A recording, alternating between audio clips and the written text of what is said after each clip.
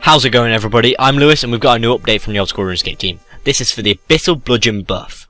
So this week they've got a couple of Abyssal changes and some quality of life updates. The Bludgeon is receiving a buff to its special attack, as well as Scions and Orphans getting a graphical update. They've also got Duel Arena win and loss tracking, and they've got an updated report abuse interface. So let's start off with the Abyssal Bludgeon buff. The Abyssal Bludgeon has been buffed to deal 0.5% more damage rather than 0.3% more damage per every prayer point that you're missing when you do the special attack. This will make the weapon a lot more powerful, making it used in more situations, and it will make combat a little bit more interesting because you'll be risking prayer for the extra damage. An interesting thing to note here is that with the Abyssal Bludgeon buff, they also polled an Abyssal Dagger buff. That didn't pass, it got just under 74.7%. So it wasn't quite what the old school community wanted, but it was damn close. So I imagine in a near miss poll or a poll in the future, we'll be seeing a slight change to the Abyssal Dagger. Next, the Duel Arena wins and losses. If you're interested in how many wins and losses you've had at the Duel Arena, you can now check scoreboards found around the arena, which will show you your wins and losses. Additionally, when you finish a duel, you'll get a message in your chat box telling you how many wins and losses you've got. However, when you've got your game chat filtered, this message will be hidden. Next, the Abyssal Scion and Orphan graphical update. Both the Abyssal Scion and Abyssal Orphan have received graphical updates. This makes them much easier to distinguish when compared to Abyssal spawns, which is key when you're fighting the Abyssal Sire. What's interesting to note about this graphical update is that it looks like a recoloured version of the Abyssal Demon. Moving on to the updated report screen. They finally managed to update the report abuse menu. They've added some options that previously weren't offered on Old School RuneScape. For example, an offensive name. And they've also reworded many of the rules so it's in line with their other products. For example, you can no longer report for real-world trading because Jagex have introduced real-world trading, or at least microtransactions, to many of their products. Finally, this week we've got other news.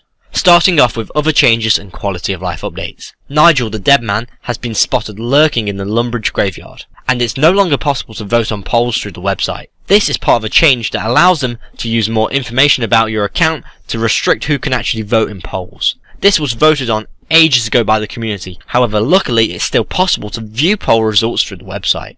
And finally, the bug fixes. The Smoke Battle Staff has been retopologized to prevent the polygon limit being reached. Players should no longer get stuck inside the duel arena after a duel. Spirit tree patches now show the correct state faster when teleporting to them. Some multi-stage achievement diary tasks have been restructured to resolve issues where their progress got confused. Catherby allotment patch data and Tavily tree patch data will now be transmitted from a larger area. The max cape configuration value has been lowered. This doesn't affect the price that you pay when you purchase it from Mac, but it changes the cape's protection priority when you die.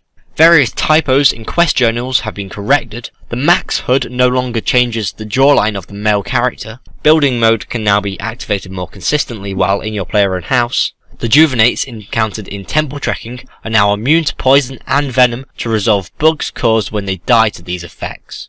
They've corrected punctuation and grammar in a number of quest journals and achievement diary tasks. On Cerberus, the Jar of Souls is now an additional drop rather than a single drop like it is with the other bosses. And they've highlighted the game message for infernal tools running out of charges. So an interesting small update this week, a couple of quality of life changes which sound quite nice, and the Abyssal Bludgeon has been buffed. Like I said earlier, I think it's really interesting that the Abyssal Dagger didn't pass, and I'm pretty sure that we're going to be getting a poll or something soon where they'll be trying to introduce some kind of change to the Abyssal Dagger. What do you think about this update? Let me know in the comments below.